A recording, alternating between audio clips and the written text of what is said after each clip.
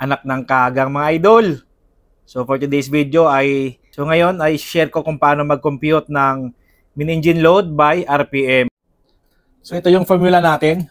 Mean engine load by RPM is equal to actual RPM cube over RPM at maximum continuous output cube times 100%.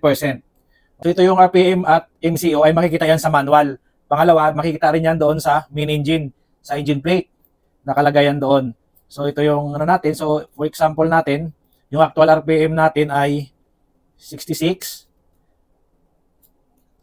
cube over yung makikita natin sa manual ay for example yung MCO niya ay 86 RPM times 100%. So calculate nyo na lang. 66 times 66 times 66 27,496.